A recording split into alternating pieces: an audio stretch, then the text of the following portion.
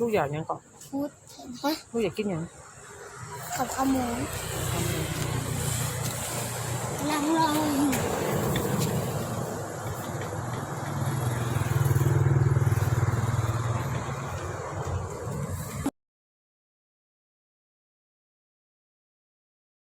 สบายดีลุงป้าเอามื้อนี้พบกับเป็นส่วนคนมาไข่เนาะมื้อนี้สิมากินข้าวขาหมูเนาะมีหมักแตงพร้อมนี่มากินน้ำเบนเดอร์นี่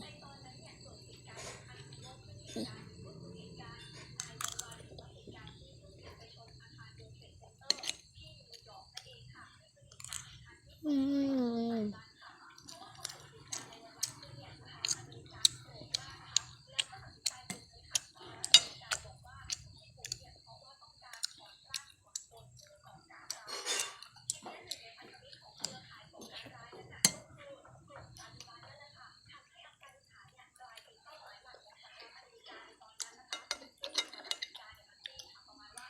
อืมแซ่บ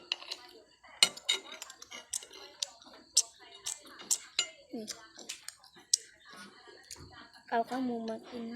กับเบนเดอร์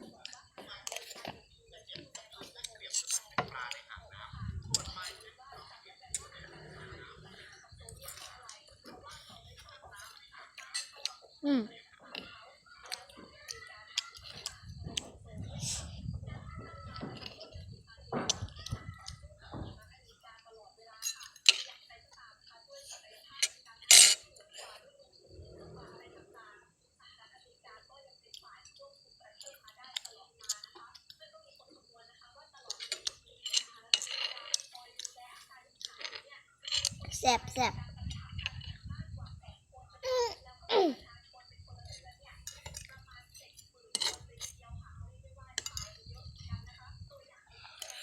อืม